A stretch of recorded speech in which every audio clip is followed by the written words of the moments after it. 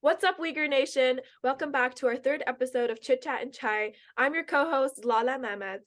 And I'm your co-host, Nurpari. Today we are joined with two very special guests, one right with nurpari, chugluk and Erik.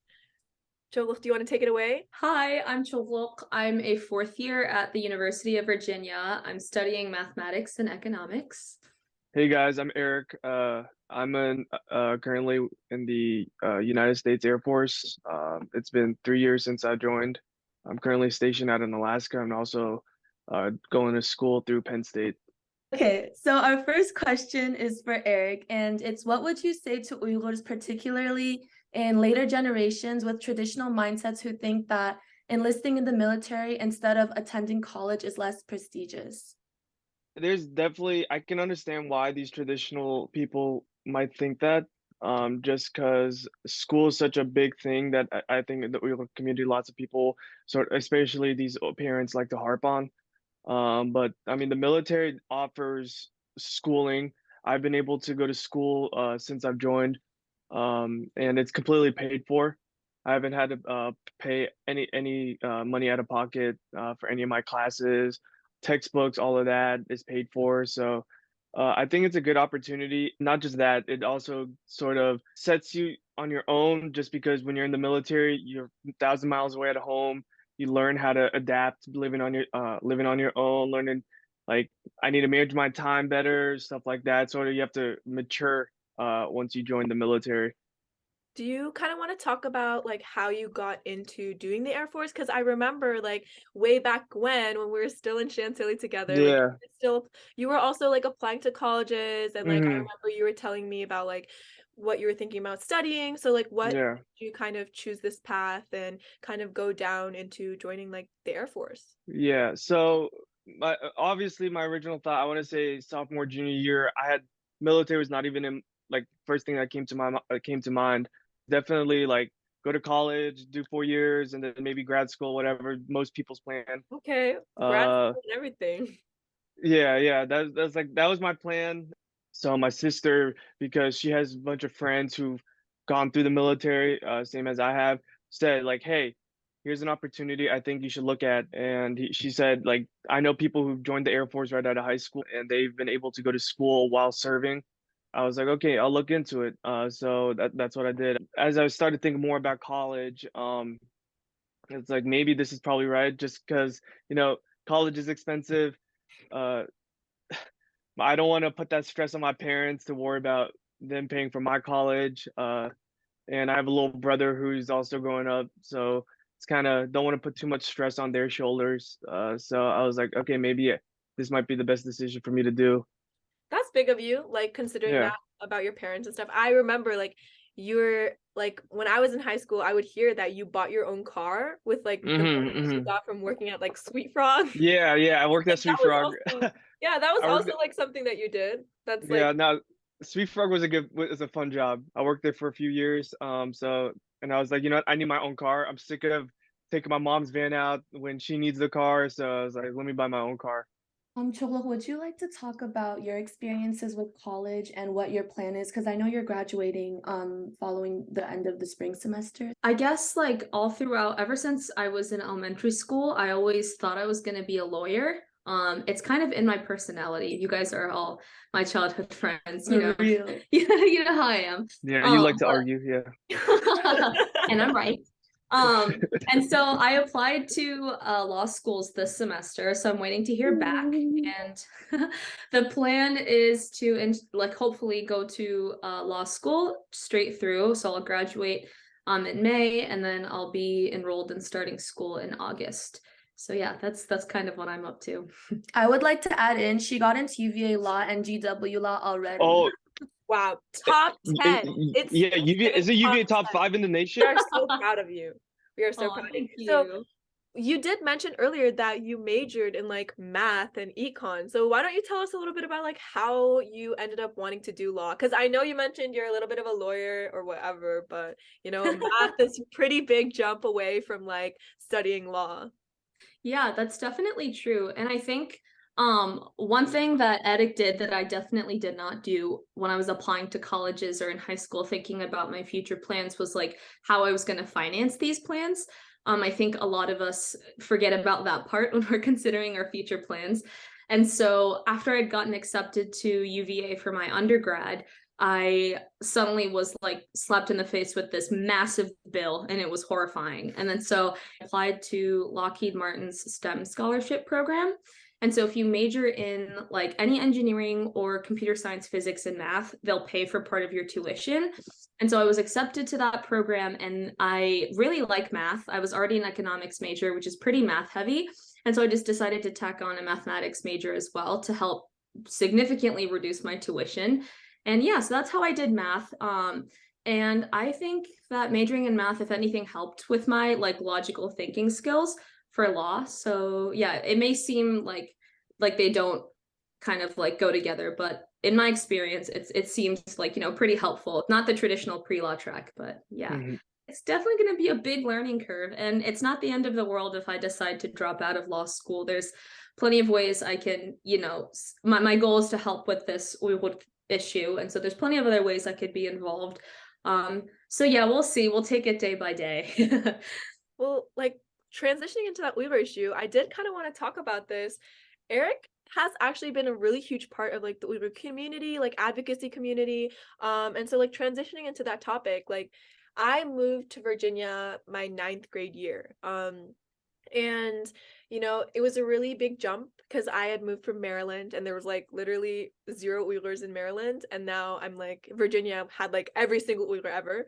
And so kind of coming into this community, it was really nice. It was really cool to see like all the Uyghurs do things. Like my very first, I think, week at Chantilly High School, which is the high school that I went to in Virginia, you guys, I think it was Erik, he had organized this thing with Amnesty International, the club at our school, and he gave like this little presentation on the Uyghur situation in school. And I thought that was so cool that you guys had been able to do that.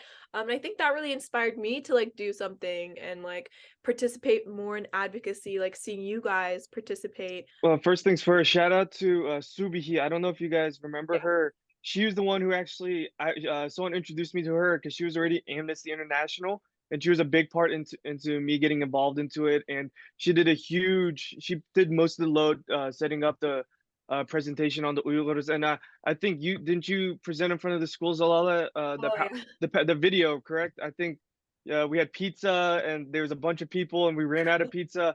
I had Oh my God. I got I, hate for that. You know, yeah, somebody stopped me in the hallway and was like, you know, I went to your event and I didn't get any pizza.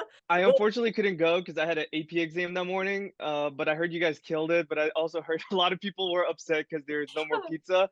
But we did not expect that turnout, so that was great. So no, going back to your question, no, so with the being in the Air Force, it's a little difficult just because I'm a government official. mhm. Technically, I'm considered a government employee. So when it comes to talking about politics and other nations, I have to be very strict on my words and what I use to say. Definitely still a huge Uyghur advocate. Attending protests and rallies and memorials for the Uyghurs, that's something I go when I can if I'm available to. And I try to help out as much as I can, being stationed all the way in Alaska. But yeah, no, it's definitely hard though. We kind of talked about this in like the last two episodes, but we talked about how in the realm of Uyghur advocacy, it's a lot of women and a lot of young Hmm. girls. And I know that can be kind of attributed to the proportional difference in that there's a lot more Yeah. Uyghur girls in our community than Uyghur guys, but Hmm. that doesn't mean there aren't Uyghur guys, you know? Yeah. And you are one of like the prominent Uyghur men and Uyghur guys like out there doing advocacy, but Hmm. other than like maybe you and like a couple others, there aren't a lot of Uyghur guys that kind of step out there and do advocacy. Like, why do you think that is as a guy? I Yeah, no, definitely. I think it just goes down to sort of some very sexual stereotypes. There's so much more. There's so much more. I said sexual, didn't I? That was bad word. I meant sexist stereotypes. Sexist. I meant sexist. Sorry. Okay. I think it definitely goes down because Uyghur guys, like definitely from my experience, Uyghur guys can get away with so much more than Uyghur girls. I think you guys know that as well. Uyghur guys can screw around and not attend these protests and do whatever they want. While when it comes to Uyghur girls and women, they have to be much more strict on what they do. I also think from personally growing up, I originally wasn't really, I really didn't hang out with Uyghurs. I was very distant from the community from middle school going into high school. And I think that was just because I didn't know a lick of Uyghur. I didn't know much of the culture. I still don't. My Uyghur is still not the best. I was so much more Americanized, I want to say, when it Mhm. comes to just growing up here. I was always called like the white boy at every time I went. I was always called the American boy, white Who boy, was or calling you that? all these Uyghur moms and dads, and it was bad too because I didn't know what to say because I didn't know Uyghur, so it was really awkward trying to talk to them. So I definitely think that plays a part. Yeah. What do you think, Choglo? I have something Oh, important to say. okay. So, as you guys know, we usually put chai at the beginning of our podcast, but I forgot earlier. So, it's a little delayed, but like, But anyways, as I was trying to say earlier, I wanted to ask like what you thought about it, Choglo, because like you guys are kind of a couple years older than us, and so we're just kind of getting into the adult space of advocacy and like Uyghur stuff. But like, what would you guys say? Yeah, I think Erik articulated that pretty well in that like the general expectations for girls and women versus men and boys in the Uyghur community. I think those like the traditional gender roles end up kind of playing into like why it's more like women dominated, the realm of Uyghur advocacy, as you put it. So like Erik and I graduated in the same class, we're the same age, and we're kind of like two sides of the same coin because contrasting to you and I guess you and you our Uyghur kind of sucks, Erik and I, Yeah. and we're definitely a lot more Americanized than you guys are and some other Uyghur kids are. It's hard to put yourself out there when like you don't even speak Uyghur that well. There's kind of like you feel like you might be overstepping your bounds, and then when you don't, you feel like you're not doing enough. I'm sure Erik can relate. But Yo, that was years ago. Why are you bringing I'm that up? never gonna Wait, forget what? that. Shut up. Wait, That tell was years me. I'm ago. kind of out of We literally. Now, let me tell the story. So one time, Erik and I were in the car together, and we were heading from She thought she was gonna die. we were heading from Uyghur to my little twin cousin's birthday, and like we needed more chairs. So I was sitting in the passenger seat. Erik was driving, and he goes, "Oh, hold up, we need a few more orundrok. Let me go." And I was like, "What?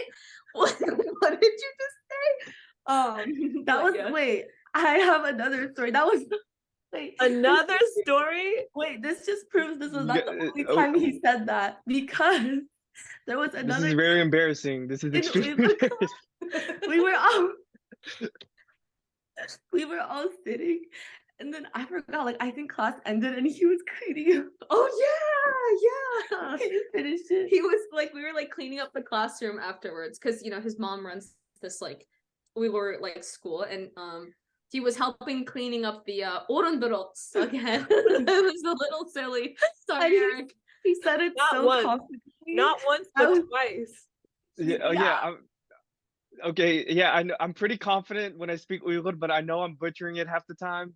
It's the We thought that appreciate the counts. effort. We Also, yeah. since Yeah, Chomo brought this up, I don't know if this is just a guy thing, but literally any Uyghur guy or Dadash I've been in a car with, I feel like I'm gonna die. Like each time I'm sitting in the My passenger dad drives so good. I don't know what you're talking about. girl. I drive Wait, yeah, actually perfectly. he I does. drive perfectly. What are you talking about? But No, my actually, I remember you were like taking my sister when we first moved to Virginia, like the very first like month. You took my sister and I in your like car that you bought yourself to like to Sunday school, and you were going so fast. I was actually on the phone with Nurpari during that Yeah, conversation. and then Chogluk, wait, you tell them your story. Then another time. Sorry, this is so many stories about Erik. Sorry. At the request of our hosts, I might add. One time Erik was driving me home from Uyghur Mektep, and it normally is about a 15-minute drive, and I think we made it in 7. I've never gone that fast on Route 50 in my life ever. We were Wait, how fast were you going for you to be able to I'm just that good at driving. What can I tell you? This is not. I this looked is at the wrong. speedometer once, and it said like 75 on 50. It was literally terrifying. Hey, but I've never gotten a speeding ticket, never gotten a parking ticket, Wow. never been pulled over. Actually, I've been pulled over, but that was because my back light was out. I never got a ticket from that though. It was just a warning, but I've never been like given a ticket, so my Wow. driving works. I always run into Uyghur people on that road. Like I'll be driving Me and then I too. look to my right and then there's one Uyghur and I look to my left and there's another one and I'm like, no way this is But I happening. never catch them like in a good spot. Like the last actually, I'm not even lying. The last 2 times I saw somebody, like saw somebody who's Uyghur on that road, they were both picking their noses. Oi!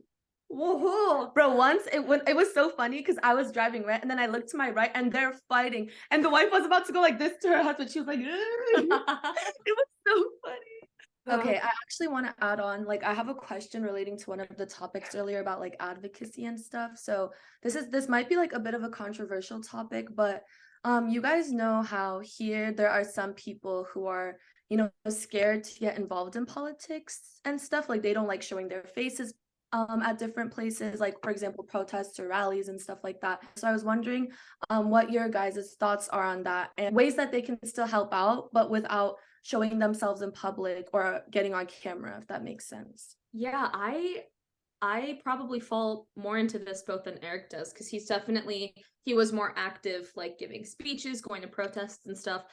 And I tend to Wait, hold on. What's going on? Mine's the only one glitching out. I don't know what's happening. it's like a really bad TikTok edit. Yeah, okay.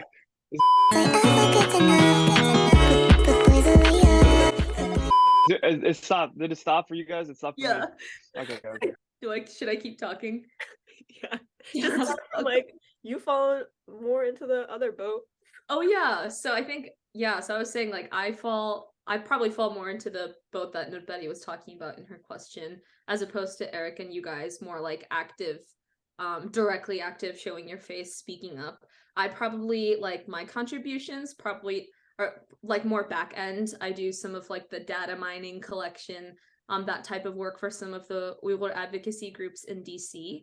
I think those concerns of some community members here are definitely valid, because I think we are victims of a genocide, and we're in this unfortunate situation. Our arms are twisted. Like if people don't feel comfortable or safe speaking out because they have family members back home, that's I think 1,000% valid. But I think there are plenty of things that people can do without going to protests or publicly advocating, kind of like what I do. I'm heavily involved in advocacy work, but people don't really know my name or my face, just because I don't really do like publicly, if that makes sense. But that's my point, because I feel like, yes, like you don't have to show your face places, but I feel like a lot of people just use that as an excuse to not do anything. Like, I don't know if you guys noticed, but what I noticed is a couple of months ago when the fire happened in Urumqi, that's when more people started speaking up. And they were posting it and they were texting me and they're like, I can't believe this is happening. And I was like, bro, this is an issue that has been going on for years.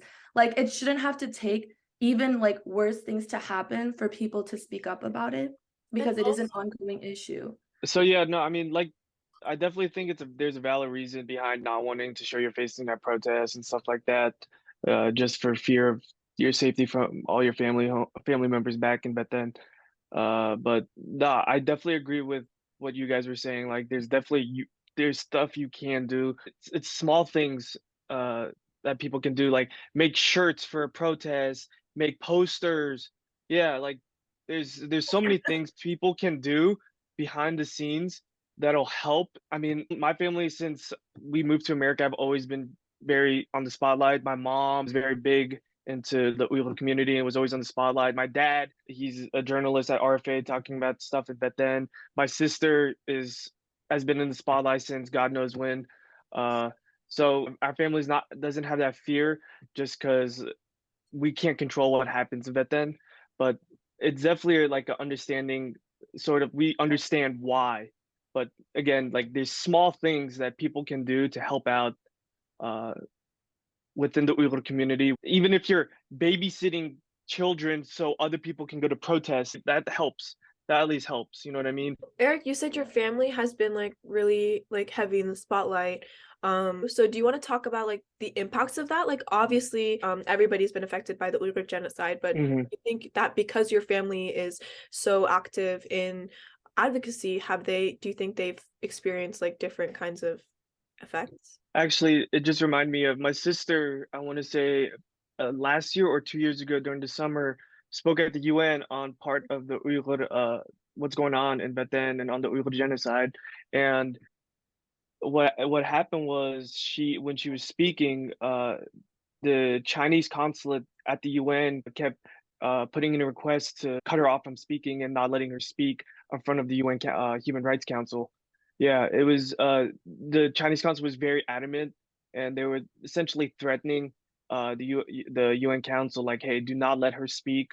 Uh, just it was ridiculous. It was crazy that, like, Not surprising though. yeah, it's not surprising, but it was crazy to think like they would actually do that in front of all these representatives from all other countries, and I think it shows like they don't want this 20-something-year-old girl to speak at a UN council. Like, what's going on here? That's kind of suspect in my eyes. That's kind of suspect in my eyes. I feel like everyone knows because everyone knows like how the Chinese Communist government truly is.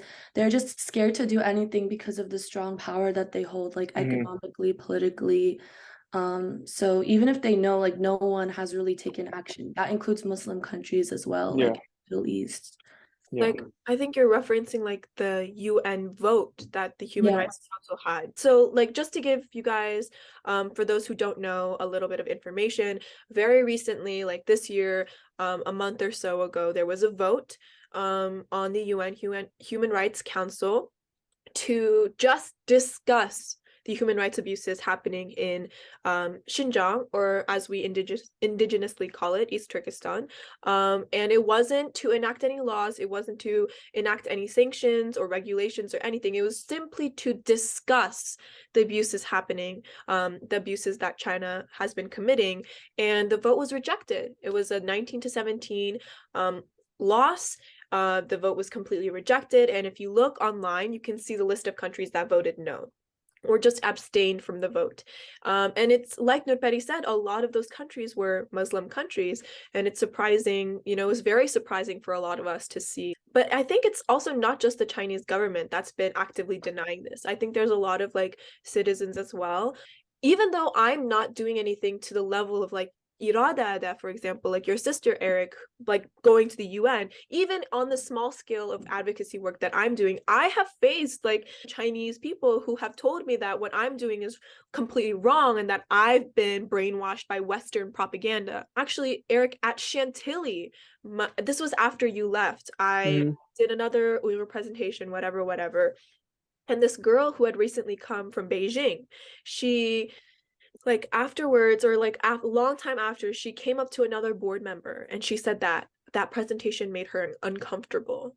Huh. And I overheard That's because I was like right ridiculous. next to her. I was literally right next to her when she said that, and I looked over and she made eye contact with me, and then she immediately like became quiet. Yeah. And later we got to talking, like me and this girl from Beijing, and she was trying to tell me, she was like, you really need to be careful of like Western propaganda. My parents were telling me about it. And I was like, you're really sitting here right now telling me an Uyghur, that I need to like open my eyes to propaganda? Like when you just came from Beijing, Miss Girl? I don't know. And that was in high school. And now, like, I've moved on to college. And it's just these small experiences that follow even just like ordinary Uyghurs. I definitely did cry afterwards. After the high school one, I went home and I was telling my mom about it. And I just like started like crying because it was just so shocking. And it was really, I don't know, I think it really like upset me much more than I realized, because I was like, how can you say that to my face? And the fact that she was even able to come from Beijing during that time, I think even drilled it in harder, because I was like, you were able to come to America perfectly fine. And my people can't even like leave their homes. Yeah. Yeah, no, there was one protest I remember going to, and we had pamphlets that we're handing out with all the info on the Uyghur genocide. And obviously we had signs set up saying stop Uyghur genocide, stop killing Uyghurs, stuff like that. And we actually had someone who's Jewish come up seemingly very offended that we said genocide, like the sign said genocide, and he was like, is this real? And obviously, like during the Jewish Holocaust, during World War II, they were deniers, and I was just surprised, like you being Jewish and knowing that people denied the Jewish Holocaust, why would you deny another genocide? Why would you deny something that Jewish people had to go through similarly? So it was just very shocking because he was very upset with us with the signs and stuff. It was very surprising. Um, and so yeah, that was just another experience I remember. I just remembered sort of facing like denying what's going on in Vietnam. Yeah, I think at the beginning, a lot of people were staying away from saying the word concentration camps. Yeah. As I think we talked about this once, Eric, when I was Mhm. in high school, Mhm. because Mhm. they didn't want to make it seem like it was a competition of like who has Yeah. it worse, or like Comparing the yeah, two genocide.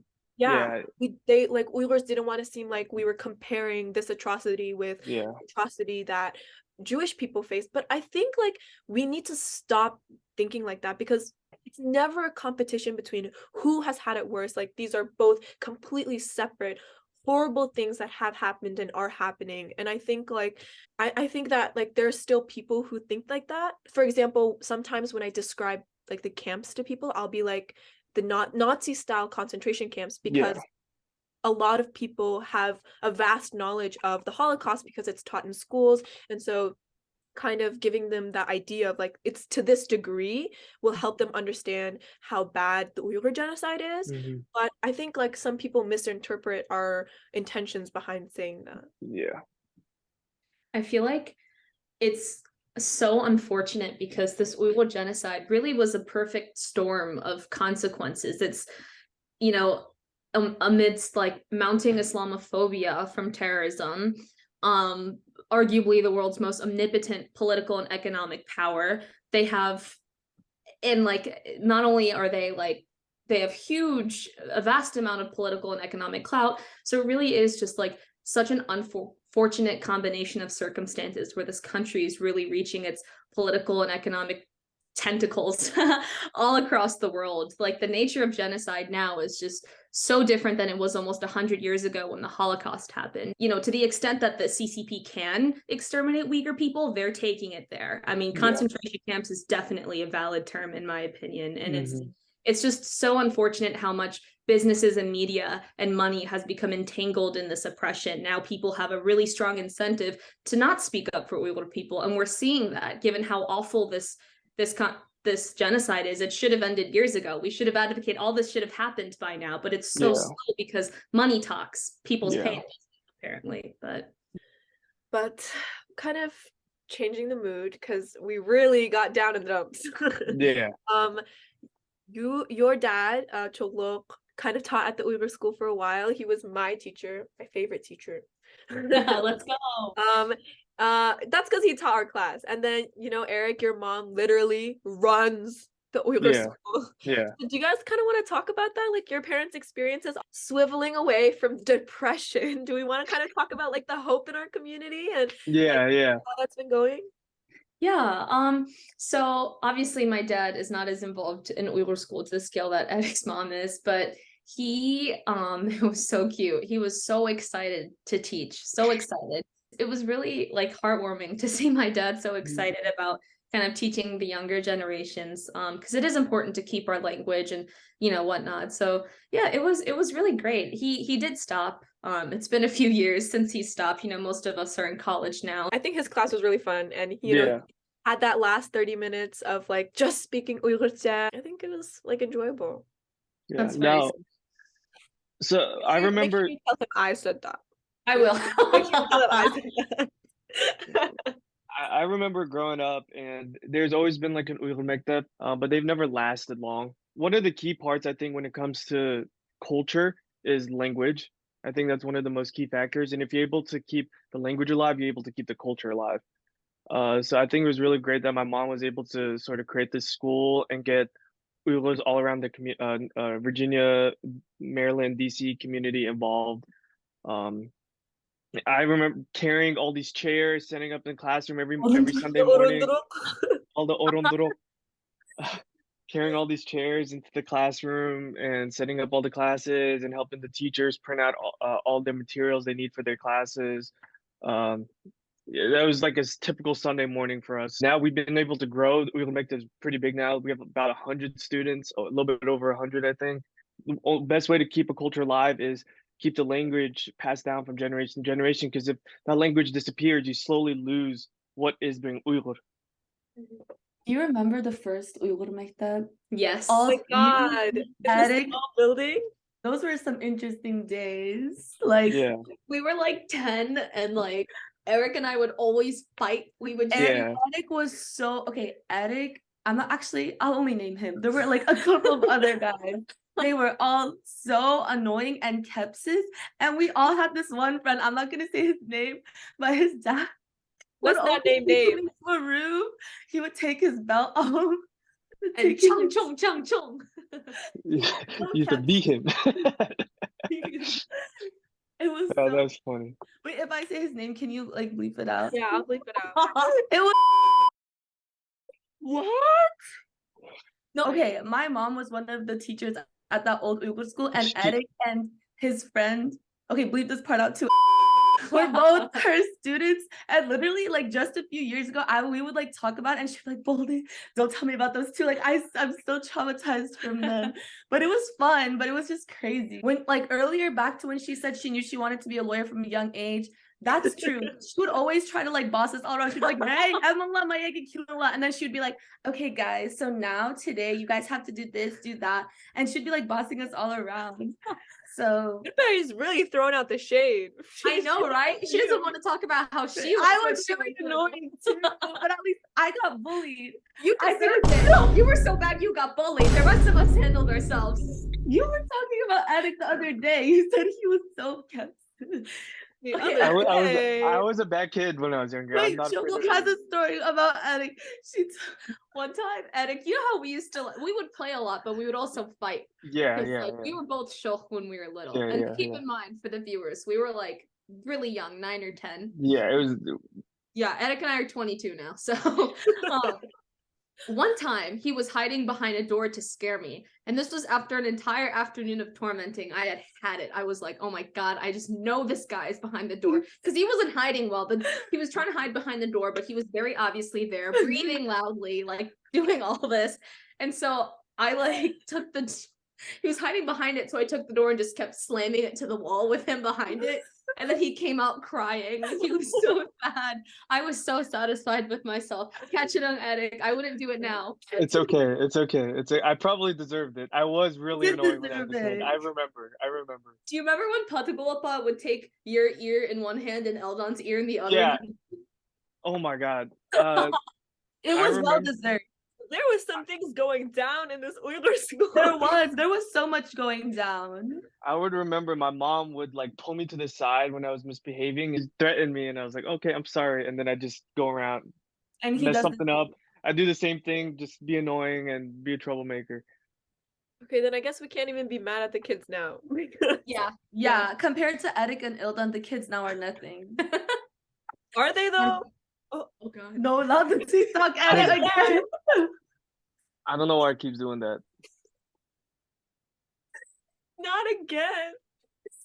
Funny. Erik, why is he doing this? I don't know. Hold on, I might have too many tabs open. Let me see. It's yeah, no, it's still being stupid. It's literally like a bad TikTok edit. This is so crazy. Yeah, I don't know what to do. What do I do? I don't know what to do. Leave. Get out. Leave and come back. Oh, that's much better. I need a minute. That was so funny. She's out of commission. Catch it, one host down. Okay, one host back. I'm okay. Okay, let's go. Oh, that was good. We have 6-7 minutes left. So with our last 7 minutes, you guys want to talk about something you wish you told your mom or your dad, but you never did? Because Nurpari and I just started college. We just got out of the house. We're young. But I don't know, Erik. I heard that you were pretty wild just in high school. Yeah, Oh. there's a lot I can't say. No, a go lot. ahead. Go ahead. No, because Only my 6 mom will watch minutes. this. My We're sister only will grilling watch. you for 6 minutes. Okay, I gotta be careful. When I want to say my sophomore year in high school, I used to sneak out the house and take my mom's van. It was like my freshman sophomore year. I didn't have my license at this point. Are you allowed But to say that? I'll be fine. I'll be fine. I didn't have my license I think I just had my learner's permit at this point. So I used to sneak out and just go to my friend's house and we just play video games and stuff. Yeah, and like we just run around the neighborhood doing random stuff. So yeah. That's crazy. Mom, don't be mad at me if you're watching this. Yesterday, I honestly was gonna say something more wholesome. I feel like my relationship with my parents has improved tremendously. Oh yeah. And that's mainly because I've matured, like my parents were fine. I was just really obnoxious.